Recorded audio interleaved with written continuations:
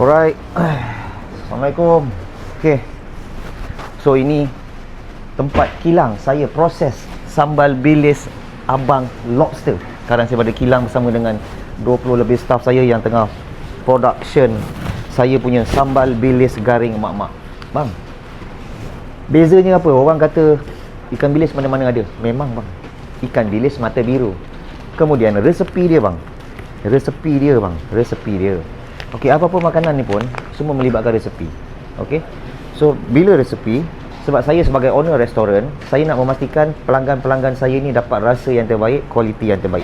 Okey, ini cita rasa Nusantara. Malaysia, Singapura, Brunei, Indonesia, dan tengok kilang tu tengah proses saya punya tu. Mari kita tengok. Okey. Mari kita tengok sambal. Tengok tengah packaging. Tengah sibuk packaging. Okey. Dan boleh tengok serang mixer. Tengok saya mixer saya punya bilis. Okey, boleh tengok sikit tak? Mixer. Okey.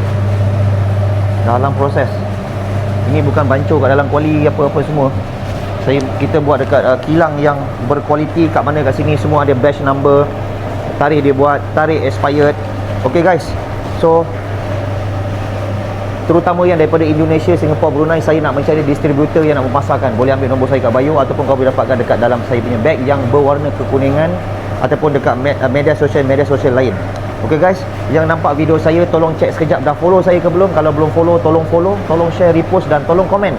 Saya nak 35 saja. Tolong komen 35. 200 gram sambal bilis mata biru.